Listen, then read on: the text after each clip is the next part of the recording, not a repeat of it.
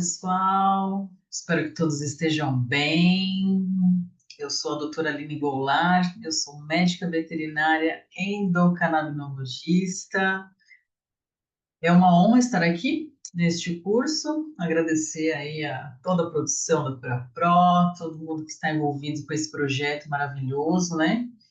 E, bom, eu vou falar um pouquinho de mim aqui. Eu estou formada em medicina veterinária desde 2004. De lá para cá, eu fiz algumas atualizações, né? Sou pós-graduada em diagnóstico por imagem de pequenos animais.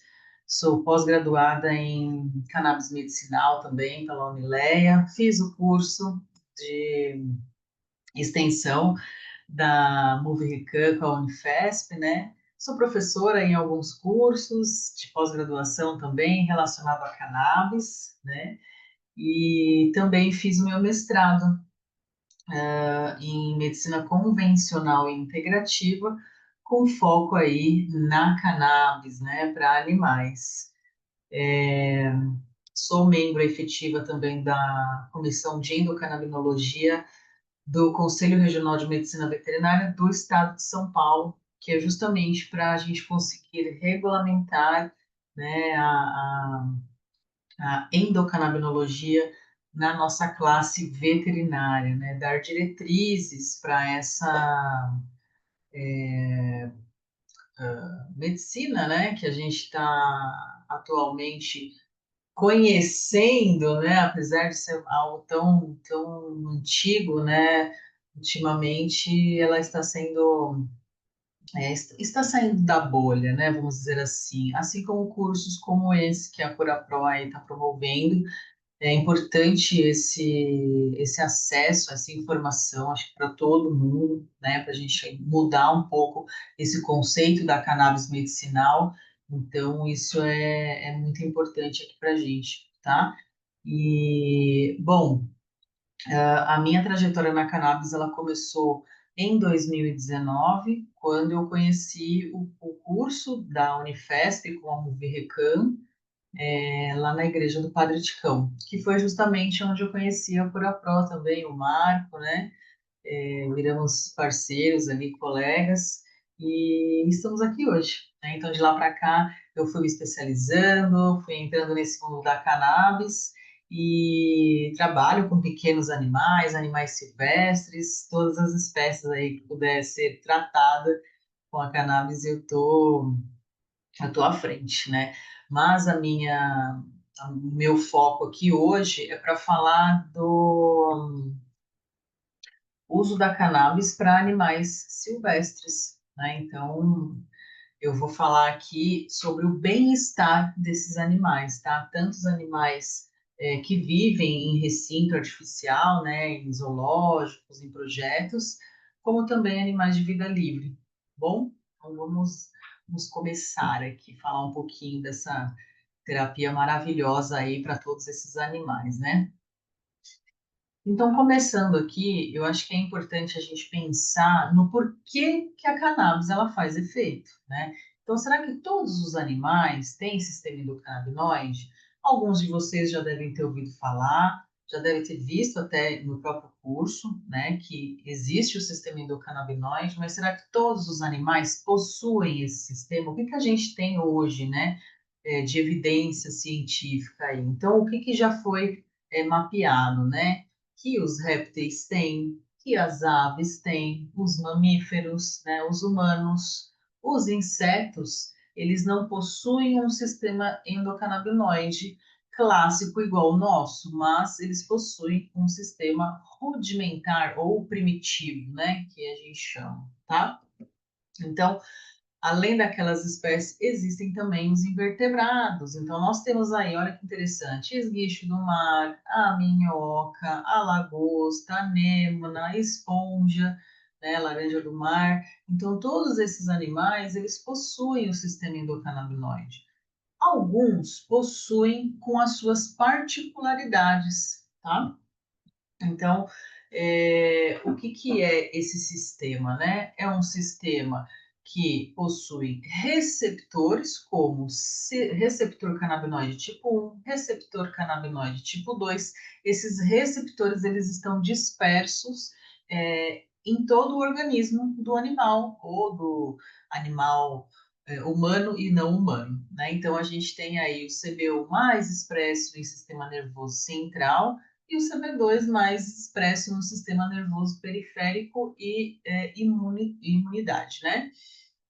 Então, falando desse sistema todo, o que que ele tem, né? Receptores canabinoides, que a gente acabou de falar, que é o CB1 e CB2, os ligantes endógenos, o que que é isso?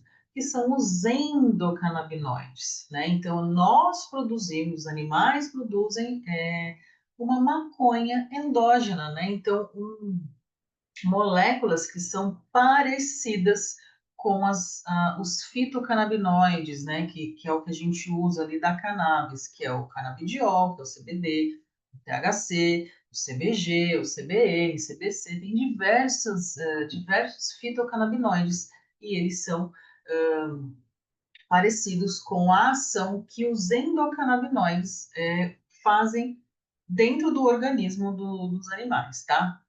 Então, esses ligantes, eles se chamam anandamida, né, que é uma amida, tem esse nome Ananda, que vem do sânscrito, significa felicidade eterna, felicidade extrema, alegria, que ela tem uma ação dentro do organismo parecida com o THC, que é o tetrahidrocannabinol, que é quem causa o efeito psicoativo da planta, né? E também tem o 2-araquidonoilglicerol, que é o 2-AG. Então, anandamida e 2-AG são os endocannabinoides, tá? E para esses endocannabinoides serem produzidos, existem enzimas que produzem, né? As enzimas de síntese que a gente chama, né? Que é a NAP e a DAGLE.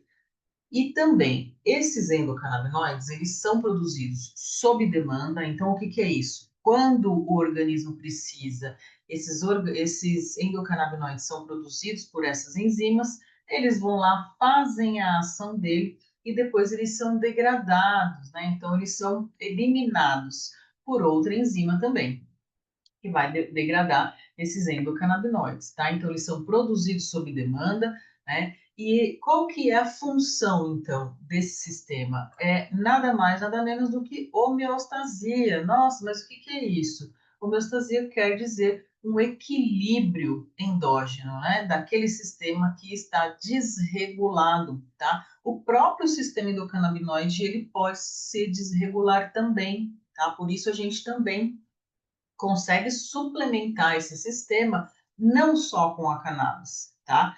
Então, a gente consegue suplementar ele com uma alimentação adequada, com exercícios físicos, tá? Com nutracêuticos, que são medicamentos, né?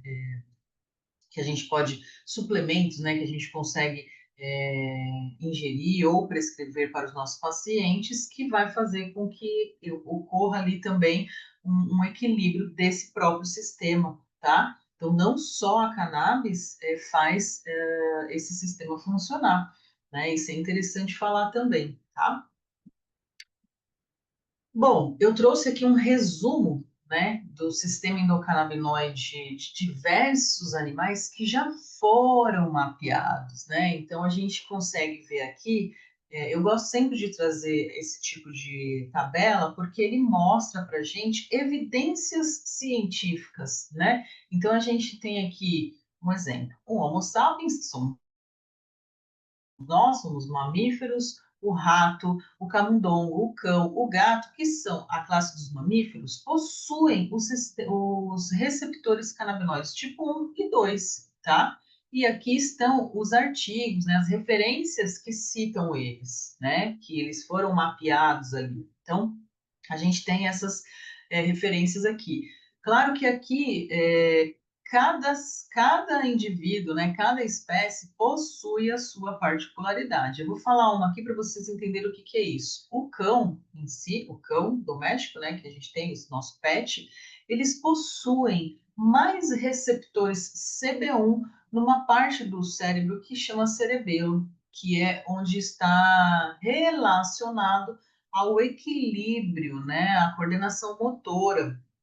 Então, quando a gente excede a dose, ou um animal desse acaba ingerindo uma quantidade muito grande, né, ou acaba pegando um frasco, ou acaba pegando a própria planta da cannabis e ingere numa quantidade muito grande, a gente pode ter uma intoxicação desse animal e ele acabar tendo essa incoordenação motora, movimentos dos olhos, né? Muita salivação, e esse animal acabar tendo que ser internado muitas vezes. A gente tem que fazer alguma terapia de suporte, tá? Isso por quê? Porque o cão ele tem uma particularidade diferente do gato, né? De nós humanos, porque ele possui mais receptores nesse local do cérebro que é relacionado aí ao equilíbrio, tá? E aqui, ó, olha só as aves, a galinha e os papagaios, que já foi mapeado também. Eles possuem o CB1, porém o CB2 dessas espécies, né, ele é ausente, né? Então, olha só, outra particularidade, né? Então, assim como os répteis e os anfíbios também. Aí a gente tem aqui, ó, o zebrafish, que é aquele peixinho magrinho, pequenininho, é, rajadinho assim, né?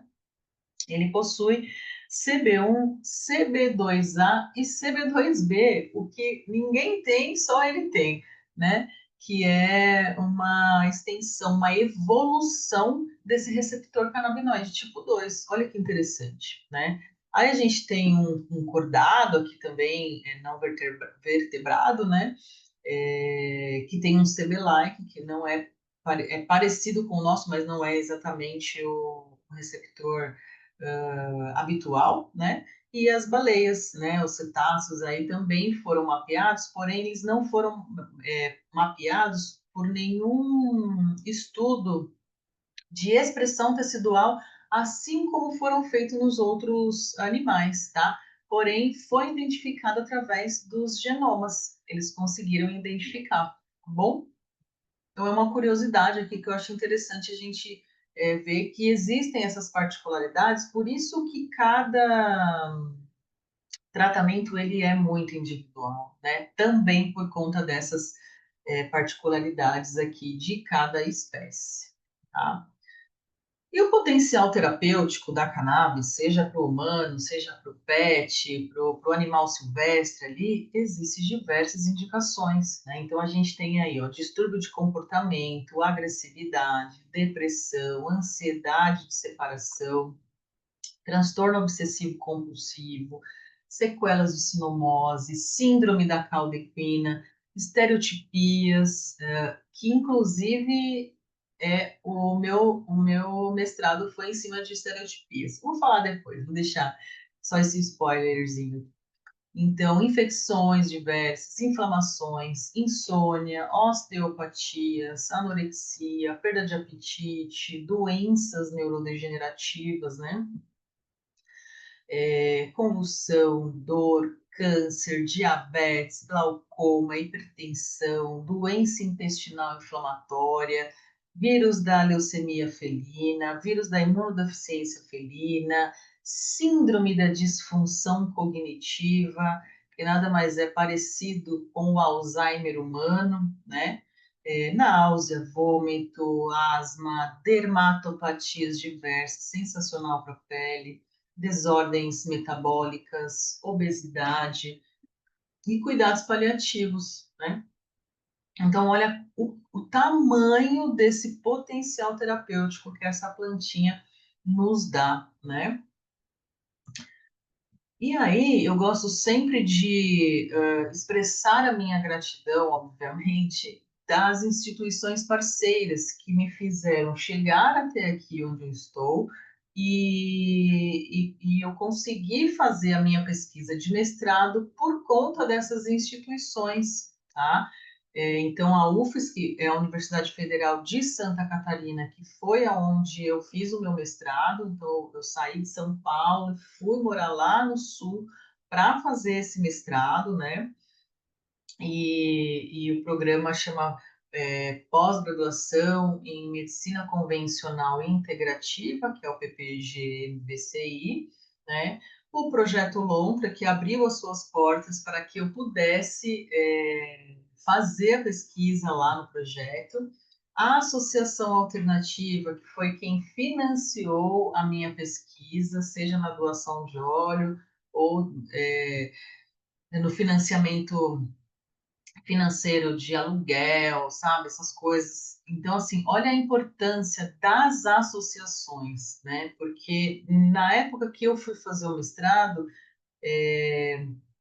eu fui aluna de bolsa, né, da CAPES, então eu fiquei um ano recebendo a bolsa para poder estudar lá, porque eu não conseguia trabalhar, e depois desse um ano, quem me ajudou foi a Associação Alternativa, né? Então, esses programas que as associações fazem, gente, vocês não têm noção do tamanho da importância que é, assim como é este curso que a gente está fazendo aqui agora, né? Então, esse acesso, essa possibilidade, as pesquisas, né? Tudo isso é de extrema importância, né? E a Rede Cannabis Medicinal Veterinária Brasil, que é a minha empresa que eu acabei abrindo de educação, né? Que é a VetCam Brasil, que é uma empresa colombiana, e a gente trouxe para o país aqui para também ter mais acesso, porque lá fora eles já trabalham com a cannabis há mais tempo, né? Então, eu sempre, em todas as palestras, eu expresso a minha gratidão, né? Inclusive agora também pela CuraPro, da gente poder estar aqui falando sobre esse assunto, né? Então, as associações no Brasil, elas têm uma importância gigantesca, né? Aliás, são as pioneiras, né? Bom, então vamos falar dessa pesquisa que eu fiz lá, né? O que que aconteceu lá, né? Como que é? O projeto Lontra, ele é um projeto de conservação de espécies, né? De educação ambiental, um projeto que fica em Florianópolis, no sul da ilha, na beirada ali da Lagoa do Peri, e eu morei durante um ano lá para conseguir fazer essa pesquisa, tá? Então, lá eles são conservadores de espécies da família Musteridae, que são as lontras, os furões, as martas, e as iraras, né? E esses animais de cativeiro, eles acabam desenvolvendo, né, comportamentos estereotipados, como movimentos repetitivos, andar em círculo, balançar a cabeça, morder grade, né, comportamentos alimentares anormais, como mastigar objetos, regurgitar repetidamente, automutilação, lambedura excessiva, coceira excessiva. Então, a gente foi avaliar os animais de lá, porque já existia uma lontra que tomava cannabis, né? E eu só estendi a minha pesquisa para os outros animais do projeto, para a gente tentar diminuir esses comportamentos estereotipados e promover um bem-estar para os animais que, obviamente, vão viver até o fim da vida dentro daqueles recintos lá, né? Assim como qualquer outro recinto de projeto, de zoológico, né? É, os animais acabam desenvolvendo esses comportamentos justamente por conta de falta de espaço, né? Quando você tira um animal da natureza, às vezes não é nem porque a gente quer, mas porque ele necessita isso, e a gente não consegue introduzir esse animal de novo para a natureza, você limita tudo na vida desse animal, né? Então, essas estereotipias, elas ocorrem devido a uma série de fatores. Incapacidade de satisfazer o comportamento natural, né, que eles têm lá na natureza, falta de espaço, como eu falei, alimentação inadequada, mudança drástica na vida daquele animalzinho, porque ele vai ter pouca atividade, mesmo que a gente coloque o animal num ambiente grande, mesmo que a gente dê a melhor alimentação, né, faça o enriquecimento ambiental, que é uma das coisas importantíssimas aí para poder amenizar essas estereotipias. Ainda assim, esses animais acabam desenvolvendo esses comportamentos estereotipados, tá? Muitas vezes, o comportamento ele serve como um gatilho, um escape. para aquela situação em que o animal está desconfortável, ele acaba desenvolvendo essa estereotipia para se sentir mais confortável. Mas a partir do momento que ele está fazendo uma estereotipia, a gente entende que ele não está confortável, mas o animal, assim como humanos também, crianças que possuem o espectro autista, eles acabam desenvolvendo estereotipias também, né? Com bater, mexer a mão, fazer coisas que eles se sintam mais confortáveis naquela situação em que eles estão, né? Então, os animais também acontece isso. Então, esses comportamentos repetitivos, eles são consequências do estresse, que reflete a incapacidade do animal de resolver problemas que normalmente eles poderiam lidar ali na vidinha natural deles, né? Então, quando a gente vai falar de um animal silvestre, a gente precisa entender, a primeira coisa, como é o comportamento dessa espécie no ambiente natural. Porque a partir do momento que você coloca ele dentro de um ambiente fechado, limitado, eu preciso entender o que é normal e o que não é para eu poder associar isso a uma estereotipia, né? Então, esse estudo desse comportamento ele é importantíssimo, tá? Então, importância também do manejo desses animais cativos, né? É importante fazer aquele enriquecimento ambiental, dar a alimentação adequada, tentar fazer com que o espaço deles seja o mínimo adequado para eles, né? Então, tudo isso é importante quando a gente fala de animais silvestres de cativeiro, tá? E dentro disso, né, a partir do momento que você coloca o animal lá, aí começa, né, o surgimento desses comportamentos estereotipados, né? E aí a gente tem diversas medicações alopáticas que a gente já usa tanto na clínica para os pets, assim como para os silvestres e exóticos, enfim. Só que existe uma limitação, existe a dosagem, existe a pior parte, que eu acho que é o efeito colateral, que a grande maioria dá, e o resultado, que muitas vezes a gente não tem, né? Que é o resultado desejado. E aí chega a cannabis como uma opção terapêutica, né? Nessas situações, para a gente conseguir melhorar e dar o bem-estar que esses animais merecem, né?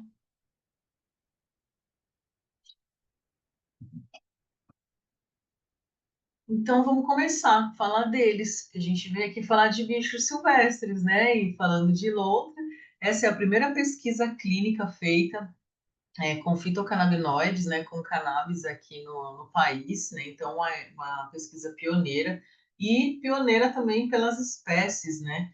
É, aliás, né? Quem quiser visitar o projeto Lontra, ele fica aberto lá de segunda a segunda, sempre olhar no site, né? Mas de segunda a segunda, das 8 às 10 e fecha das 10 às 4 e depois das 4 às 6 fica aberto de novo para visitação, tá? Um lugar bem gostoso, bem lindo, fica numa reserva ambiental, coisa maravilhosa. Então, vamos falar do Fred. O Fred, ele foi a primeira lontra que começou a tomar cannabis, era ele, né? Foi por causa dele que eu fiz a pesquisa, porque ele já tomava, ele já tinha resultados benéficos com a terapia, tá? Então a gente começou aí por conta dessa lontrinha linda aí, que é o Fred. O Fred tem 3 anos e meio de idade, pesa 9 quilos e 800 gramas. Então aqui nesses vídeos eu vou mostrar alguns comportamentos do Fred, tá? Como nesse vídeo primeiro aqui, a gente vai ver ele se coçando, ele se mutilando. Olha só, como ele começava do nada, né? Como se fosse algo que tivesse ali, tivesse incomodando e ele começasse a coçar, a morder. Então, ele estava mordendo o dedinho dele ali. Então, nessa época aí, ele machucou o dedinho, fez uma ferida, né, grande ali. E então esse era um dos comportamentos dele, né? Então ele entrava lá, saía, entrava, assim, ele não era um animal que não descansava também. Olha como ele ficava se coçando dentro da própria piscina dele ali, né? Então ali no outro vídeo, Ele está lá se coçando desesperadamente, né? Dá uma agonia de ver, né, o bichinho, tadinho. Imagina o bicho ficar, passar o dia ali se coçando. Você vê que ele tem a melhor alimentação, meu, peixes frescos, né, tem enriquecimento ambiental, o local é bem bacana para ele, tem, né, brincadeiras ali. Só que é um animal, né, que ele foi no projeto, ele já era um jovem adulto, né, então não conseguimos, eles não conseguiram reintroduzir na natureza e ele acabou ficando ali, né? Aí aqui também nesse terceiro vídeo a gente consegue ver ele totalmente incomodado, né? Fazendo até um barulho, né? Ele se coçando. Toda essa espécie tem uma mania de se limpar, de se lamber, é normal, tá? Do bichinho. Só que no caso deles era excessivo, né? É excessivo, né? E ele acabava se mutilando, se machucando, não descansando, né? Olha como que ele ficava dentro da água. Então, assim, vários momentos ele fazia isso, né? Não era só esse momento aqui que eu estava filmando. Então, às vezes, não tinha ninguém lá perto, não tinha nenhum motivo, era um horário para o animal estar descansando e ele estava ali fazendo as suas estereotipias, tá? Agora vamos para outra lontra. Então, a Cacau, ela é uma fêmea de aproximadamente 3 anos também de idade, com 5,6 kg. Ela foi filhotinha lá para o projeto. Ela e a irmã, a mãezinha dela tinha falecido e ela acabou sendo resgatada e depois foi mandada para o projeto, né? Então, ela cresceu lá também. Então, o que que a Cacau fazia, né? A Cacau, como ela foi muito filhote para lá, eles não conseguiram reintroduzir, e ela tinha uma irmãzinha que convivia com ela. Essa irmãzinha dela acabou falecendo, né? E ela ficou sozinha, então ela tinha muita carência de companhia. E ela ficava chamando, que é esse barulhinho que ela tá fazendo, parece um bonequinho, né? Que a gente fica apertando, ó.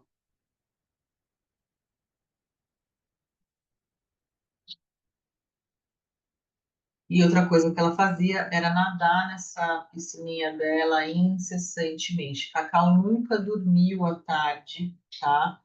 Ela também tinha desenvolveu essa estereotipia de correr atrás do rabo, né? Então você vê que é um negócio desnecessário para o animal. Nós avaliamos a cauda dela, não tinha nenhum ferimento, nenhum ectoparasita, não tinha nada, tá? Então realmente era uma estereotipia ali. E ela também começava a se coçar, às vezes arrancava os pelos e tal, mas um dos piores problemas que ela tinha, né, além de correr atrás do rabo, era nadar incessantemente nessa piscina sem descansar, tá? Então, as duas loucas que participaram do projeto foi a Cacau e o Fred. E aí a gente vem para as iraras, né? A irara, o Taz é uma irara macho, né? Com aproximadamente 10 anos de idade, aí 7,2 kg. Ele também foi adulto para o projeto, né, pela equipe ali foi para São Paulo, depois foi resgatado ali, foi mandado para o projeto Lontra, porque ele vivia num recinto de 2x2. O recinto do Taz é o maior, um dos maiores que tem lá, das Iraras, né? Então ele tem, na verdade, dois ambientes bem grandes, né?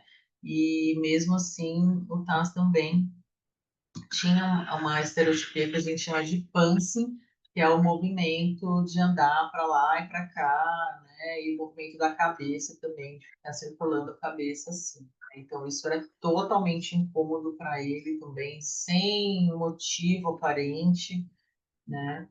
E aqui é um outro comportamento também que ele estava tendo lá, que era mamar o percurso dele. Então, você vê que são comportamentos que não competem com o animal na natureza, né? Ele não teria por que fazer isso. Até porque aqui ele está andando para lá e para cá porque ele está preso dentro do lugar, ele não tem para onde ir. Ou ele vai para lá ou ele vem para cá, né? Então, ele ficava tendo esse comportamento, assim, então eu ficava ali contando, meu, quantas voltas ele dava, né? E eram muitas, garanto para vocês que eram muitas, né? E esse comportamento aí, e ele ficou horas mamando esse Bilal dele aí, né?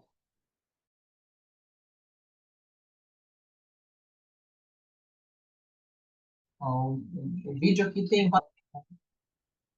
Bom, a Luna é outra Irara também, ela é uma fêmea de aproximadamente 8 anos, com 4,4 kg. Ela também foi encaminhada por um outro projeto, que é o Criador Onça Pintada, né? E na época ela tinha 2 anos de idade, depois ela foi para o projeto Lontra também. A Luna também tem a mesma estereotipia que o Taz, que é andar para lá e para cá. Você vê, ó, não tem ninguém, não tem o porquê ela tá fazendo isso também. Então ela ficava de pra lá e para cá, direto. E outra coisa que acontecia com a Luna, ela ficava tão ofegante, tão cansada, que quando ela parava alguns segundos, ela estava com a boquinha toda salivando e ofegante, né? Uma respiração assim, totalmente descontrolada, tá?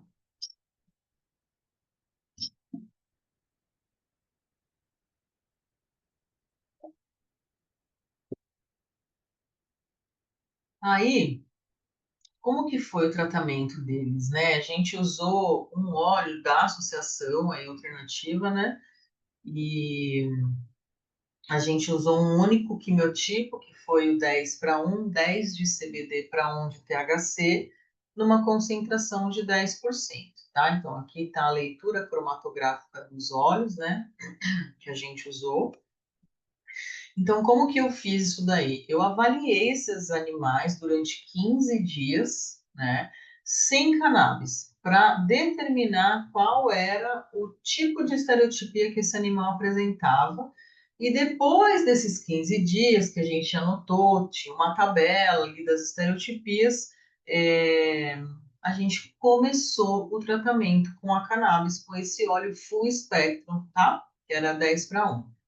E a gente fez isso por 60 dias. Então, a gente determinou uma dosagem de até 3 miligramas por quilo de canabidiol, né, por dia, e com limite de 1 miligrama de THC por animal por dia também, tá? Isso por conta da pesquisa, a gente sempre tem que delimitar algumas coisas, tá? Para ela ficar fidedigna também na hora dos resultados. Então, a pesquisa ela abrangeu 3 horários distintos, né? Da manhã, das 9 às 10, que eu ia lá, quando era sem cannabis, era só observação. Quando começou a cannabis, eram os horários que eu administrava a cannabis para eles, tá? Das 9 às 10, depois das 2 às 3 e depois das 5 às 6. E eu também, era o horário que eu avaliava as estereotipias, se elas estavam acontecendo, se não estavam, e eu ia anotando tudo isso daí, tá? Então, com um formulário de perguntas específicas que determinava se a intensidade da estereotipia era leve, se era moderada ou severa. A gente não alterou nenhuma rotina de alimentação do parque e eles não tinham contato visual comigo quando eu estava lá avaliando, né, para não ter alteração, tá? Então, essas estereotipias, elas foram contadas, né, individualmente, dentro do mesmo intervalo. Então, se fosse uma estereotipia leve, ela era até 2 vezes, né, a manifestação dela. Se fosse moderada, era de 3 a 5, e mais de 5 era uma estereotipia severa, tá? Então, durante 10 minutos, eu ficava avaliando cada animal. Então, eu passava o dia inteiro praticamente lá avaliando eles, né? Porque eram 3 períodos do dia, então acabava um, já tinha que começar o outro, tá? Então, cada sessão durou 10 minutos, como eu disse, e o protocolo adotado que a gente usou para fazer, né, para iniciar ali a cannabis para eles, foi um protocolo que se chama Start Slow and Go Slow, que é comece devagar e vá devagar, porque, gente, cannabis, menos é mais. Às vezes uma gota, assim como eu vou mostrar para vocês, faz a diferença, tá? Então, por isso que a gente começa devagarzinho e vai aumentando devagar, tá? porque essas espécies não têm receptores mapeados, são mamíferos, né? Então a gente sabe que tem receptor, só que nunca foi mapeado. Então não sei se eles têm CB1, CB2, eu não sei se de repente eles têm mais CB2, mais CB1 e cerebelo, assim como os cães, né? Então é uma coisa que a gente não pode simplesmente chegar lá e entuchar a cannabis, tem que ser devagar para a gente não causar nenhum mal-estar também para esses animais, tá? Então a gente fez dessa forma para garantir ali que ia minimizar os riscos, né, dos efeitos colaterais, tá bom? Então, como que a gente fez? Uma gotinha, uma vez ao dia por 3 dias e assim sucessivamente, tá? A gente foi até 7 gotas. Ah, mas tá só 6 aqui. É, porque eu vou contar depois o porquê disso tudo. Então a gente foi aumentando e foi aumentando. Então, uma gotinha uma vez ao dia por 3 dias, né? Depois duas, depois três, e depois começamos a dar de manhã e à tarde, tá? Eu trouxe o vídeo para mostrar como que a gente fazia, né, a administração do óleo para esses animais, tá? Então aqui é o Fred tomando. A gente fazia um preparado de pé de frango, cozinhava esse pé de frango, batia no liquidificador com água e botava na geladeira. Ele virava uma gelatina e a gente cortava em cubinhos pequenininhos e colocava o frasco, a gotinha no cubinho e dava para ele. Ele nem via o que estava comendo, ele só queria comer, né? Então, não tive dificuldade nenhuma em administrar a cannabis para as outras, tá? Foi bem tranquilo, assim. Aqui é a Irara, não é? Saltar.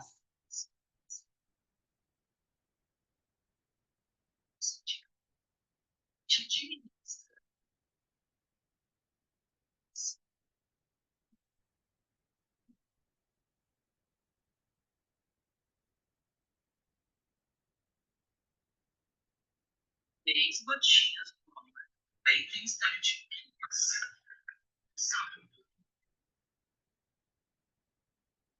Então, era para o Taz e para a Luna era feito da mesma forma, tá? Então, a gente administrava aí com um pouquinho de mel, né?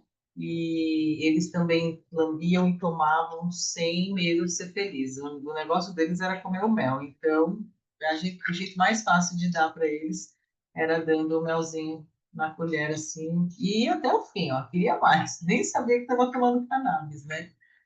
Só depois que a gente vê os efeitos aí no bichinho, né? E esse é o Condá. O Condá foi um furão que entrou na pesquisa. Então foram 5 animais, 2 lontras, 2 iraras e um furão. Eram 2 furões, mas um saiu da pesquisa porque eu não conseguia avaliar, porque ele se escondia e não pegava, não tinha cambiamento no lugar e eu não conseguia prendê-lo para poder fazer ele comer. Então aí ficou só o Condá mesmo, tá? O Condá era um furãozinho, só que ele foi o mais difícil de administrar. Então, quando ele tinha medo de aproximação, ele brigava, ele era bem bravo, você virava as costas, ele vinha para morder, era um bichinho bem safado. Só que ele também era difícil de comer a carninha, porque eu fazia como? Fazia uma bolinha de carne moída, colocava as gotinhas dentro e tampava com mais carne moída. Pois ele era tão safado que ele sentia o cheiro e ele não pegava a carne. Ou quando ele pegava, ele comia em volta e deixava o miolo. Muito sem vergonha, né? Então aí eles me falaram que ele gostava muito de neonatos, né, que são ratinhos pequenininhos, e foi o único jeito que eu consegui administrar para ele. Vou voltar o vídeo para vocês verem, ó, ele se recua, né, quando fica com medo, e eu vou dar um ratinho bebê ali, ó. Eu pinguei o óleo no ratinho, eu colocava lá, ó, e ele pegava tranquilamente.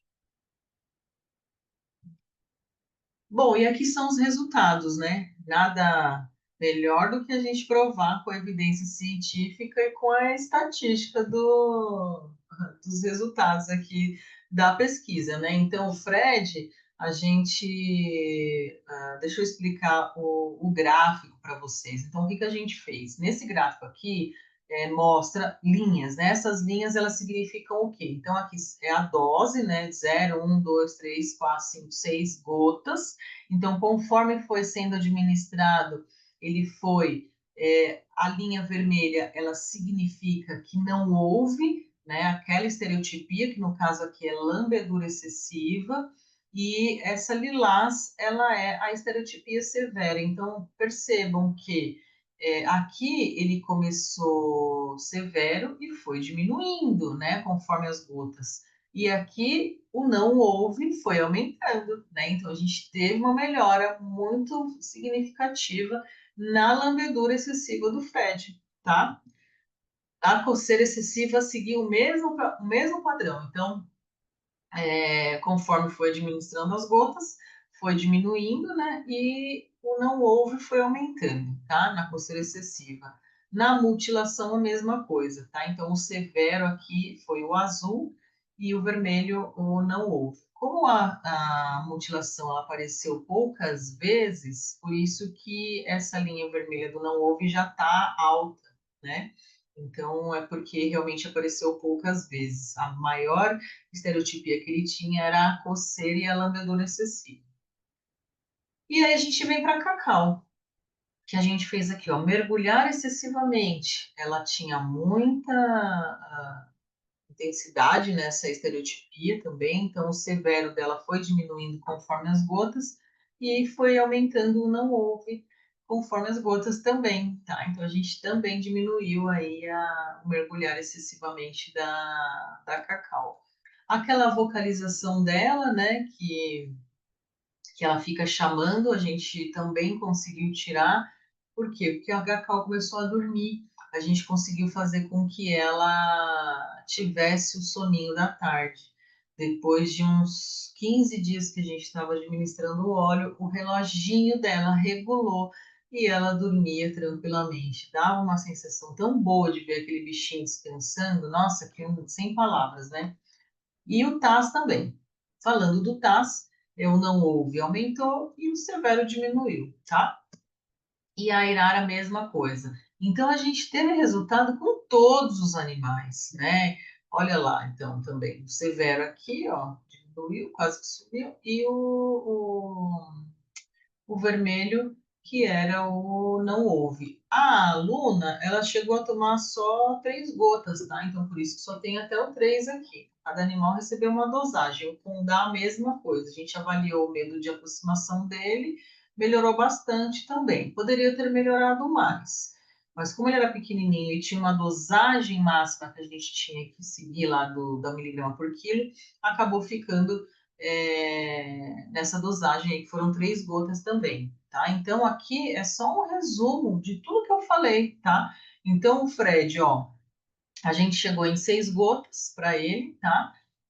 A gente teve uma redução significativa das estereotipias e falando da gota excessiva.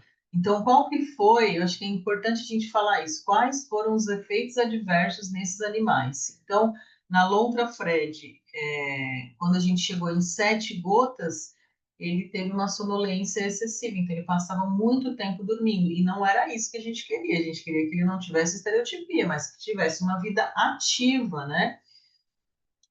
E aí, o que aconteceu? Eu voltei para 6 gotas. E aí ele ficou bem. A mesma coisa a lontra cacau. Também chegamos em 6 gotas. Quando eu fiz a sétima, aí ela começou a dormir demais, né?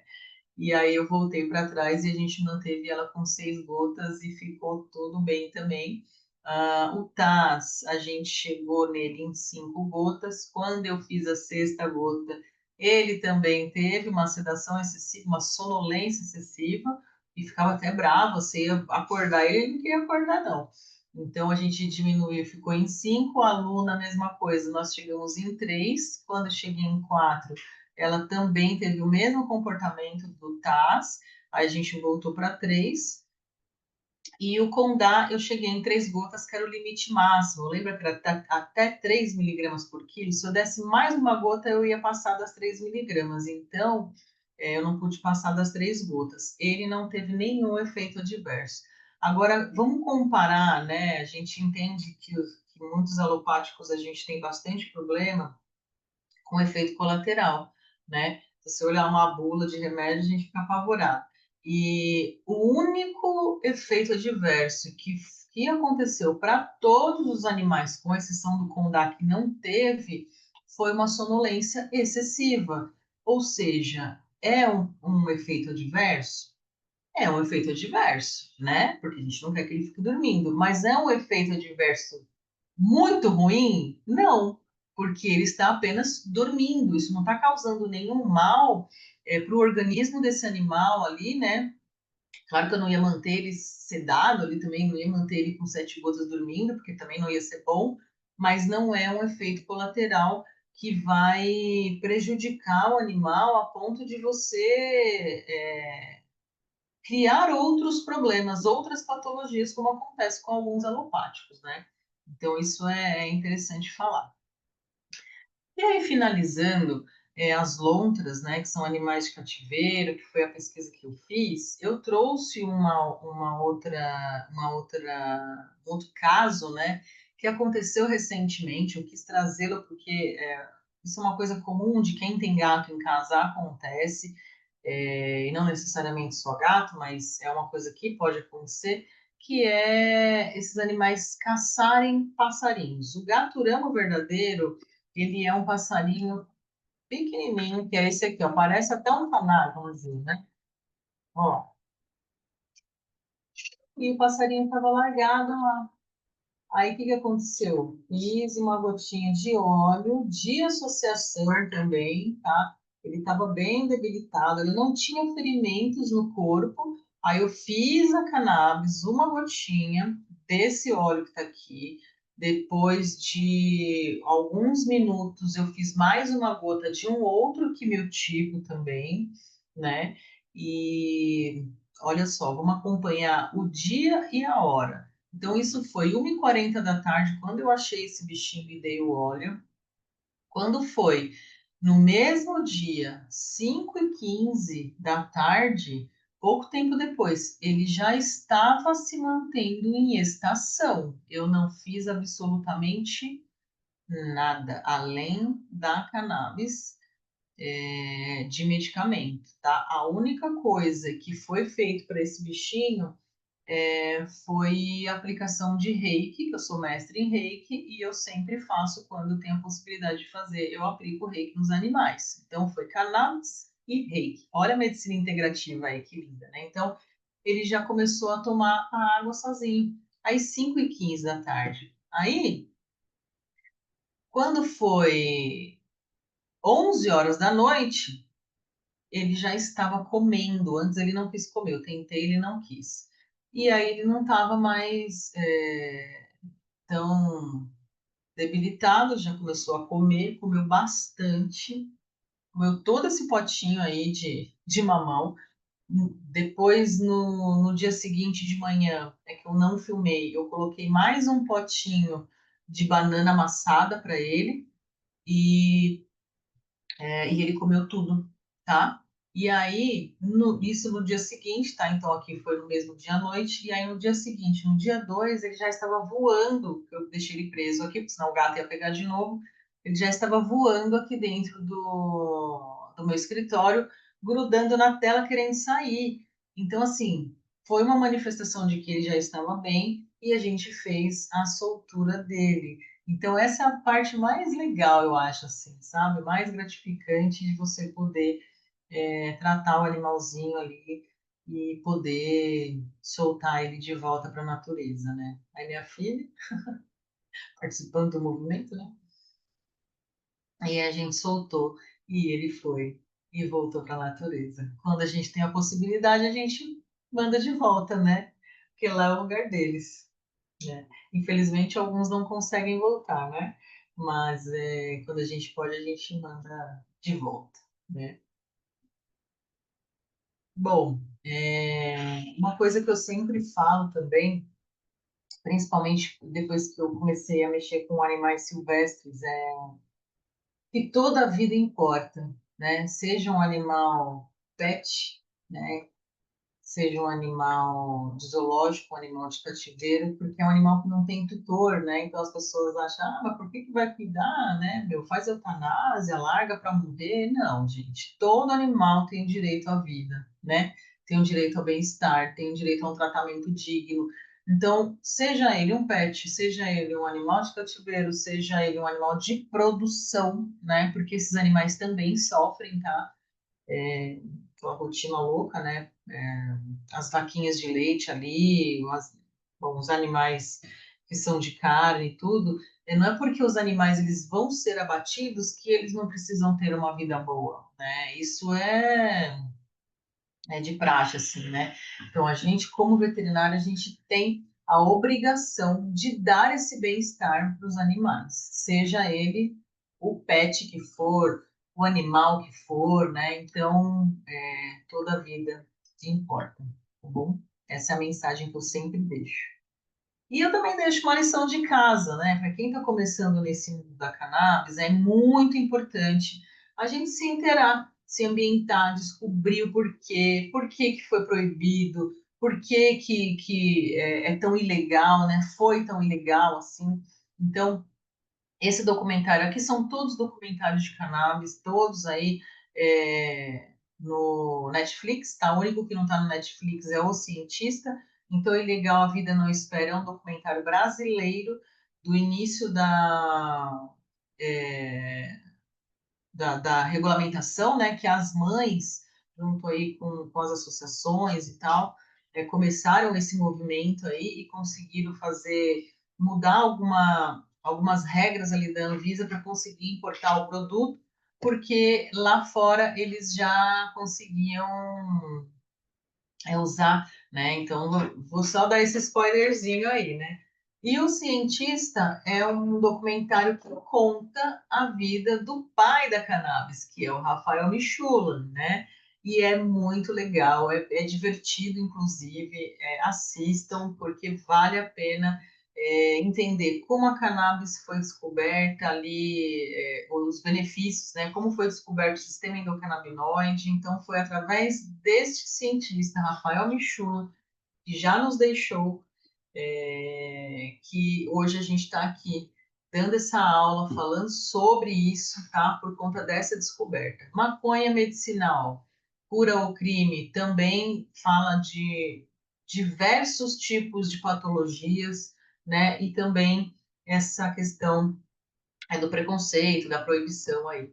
E baseados em fatos raciais, fala, né, já o nome já diz ali, e é justamente esse preconceito, né, dos pretos, dos escravos ali e tal, que usavam, né, no caso aqui vai falar muito da música, né, do Louis Armstrong, que era um músico do jazz, então eu não vou contar, senão eu vou ficar falando do filme todo. Mas é legal entender sobre essa proibição, né? Então fica aí a lição de casa para vocês, tá bom?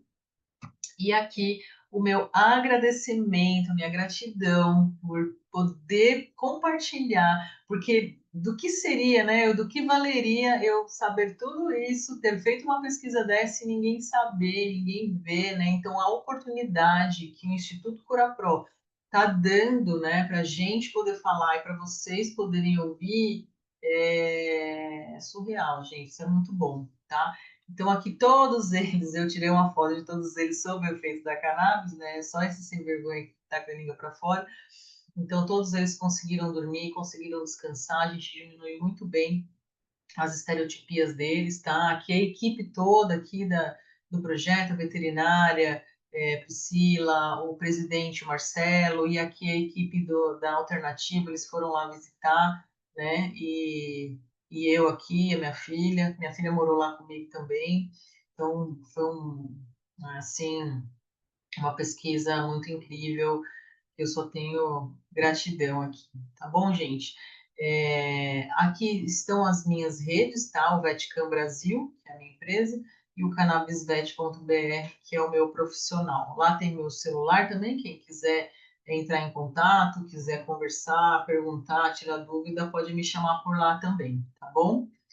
Espero que vocês tenham gostado, que tenham absorvido um pouquinho, né, e se encantado aí um pouco com o projeto Lontra, com essa maravilha que a cannabis nos proporciona, né? Porque estarmos hoje aqui é, é surreal, né, gente? A gente pensando que há 80 anos, mais do que isso, era proibido, né? E hoje a gente está aqui saindo de um preconceito e falando sobre a medicina e a cura e o tratamento e o bem-estar que uma plantinha pode nos dar, né? Então fica aqui minha gratidão e um beijo para vocês. Até!